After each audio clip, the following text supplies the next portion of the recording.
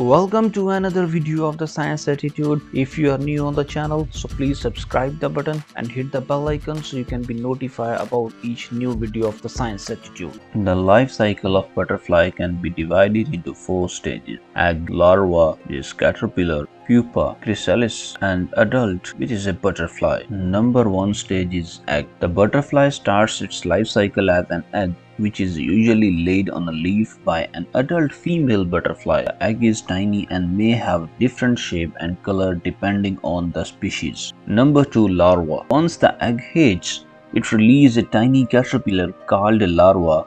The larva's main job is to eat and grow. It spends most of its time eating leaves and growing bigger. As the larva grows, it sheds its skin several times. The final shedding leaves behind chrysalis. Number 3, pupa. The chrysalis is a protective covering that the larva forms around itself as it prepares to become an adult butterfly. Inside the chrysalis, the larva undergoes metamorphosis, transforming into an adult butterfly. This process takes a few weeks or several months depending on the species. And the final stage is adult.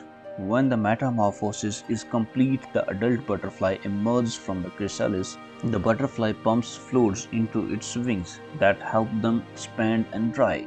Once its wings are fully extended and dried, the butterfly can fly. The adult butterfly's main job is to mate and lay eggs, starting the life cycle all over again. Overall, the life cycle of a butterfly can take anywhere from a few weeks to several months, depending on the species and environmental conditions. You can check out our other videos also on the science and the wildlife.